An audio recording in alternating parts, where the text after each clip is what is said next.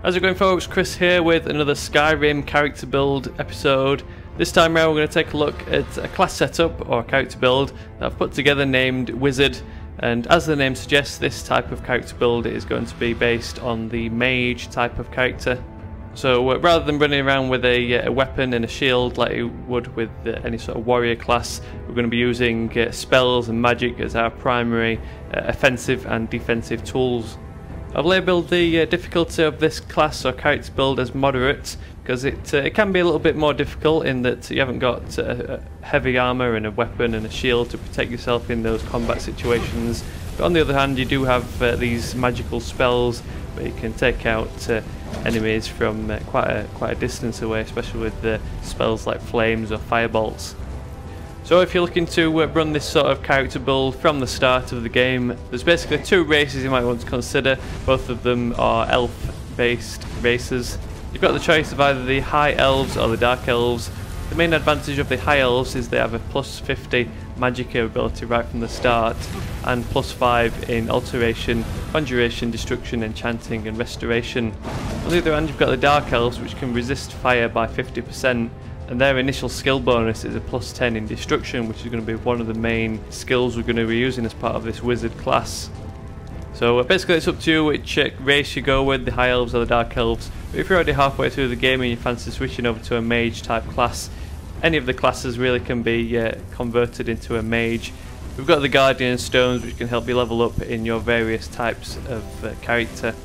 So first up, let's take a look at a general setup you'll want to go with for our wizard or mage class setup. In place of weapons and shields in our hands, we're going to be using spells. In Skyrim, you can either equip a different spell in each hand or dual equip a spell to double up its power. So there's a couple of setups you might want to go with. You might want to go for a healing and a destruction spell in each hand, so you've got, say, healing of flames, or you might want to double up on a destruction spell, say the firebolt, to make a really powerful offensive attack. Overall though, it's the healing and destruction spells we're going to be making use of, so you can either choose any of the types of destruction, from flames to ice or even sparks. And as you level these up, they just get more powerful, and eventually you'll unlock the various perks to make these attacks more damaging. So unlike a warrior class, we're not going to be making use of any armour. In its place, we're going to be using some type of robes. Robes don't offer you any protection at all from enemy attacks, but they do have various attributes that increase your magicka. One of the best robes you can get your hands on before being able to enchant your armour with fancy magic enchantments is the Archmage's robes, which you get hold of by completing the College of Winterhold quest line. The Archmage's robes give you some really cool advantages, including 15% reduction on all spells cast, plus 50 in your magicka, and 100% extra magicka regeneration, which is really handy when you're running around as a type of wizard class.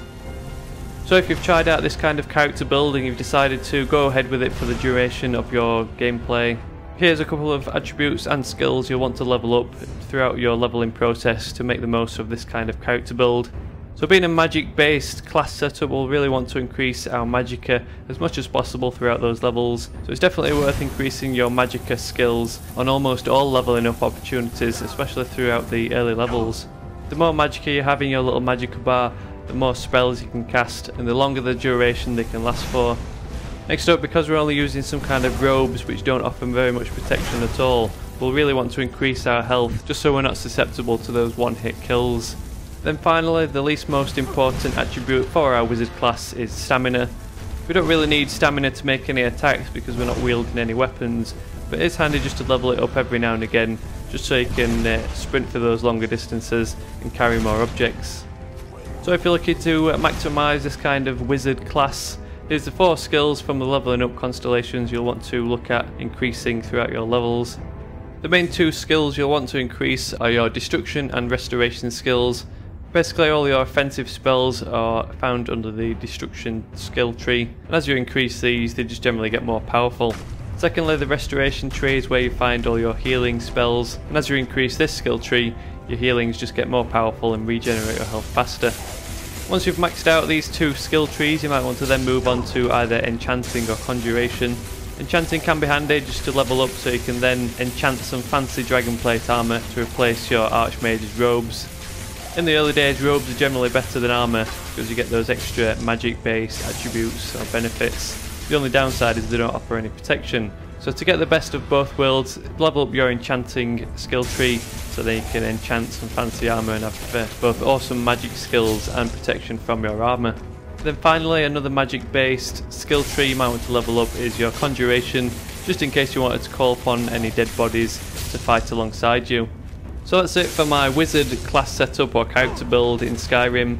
So far in the game I'd basically been a mix of a warrior and a mage, so kind of a battle mage kind of setup, so it was great for me to just play around as kind of a 100% mage setup. Like I mentioned earlier, definitely want to switch over to that College of Winterhold quest line at some point, just to complete those quests to get hold of those Archmage robes. In the process you'll also learn quite a few handy little spells. You can always buy extra spells from your orcish friend up in the library. So if you enjoyed this episode or learned anything new, please drop me a thumbs up on this video to help share it with others. Subscribe if you want to stick around for more of these Skyrim character builds. Drop me a comment down below, let me know your favourite spells. So thanks very much for watching, and I'll catch you all later.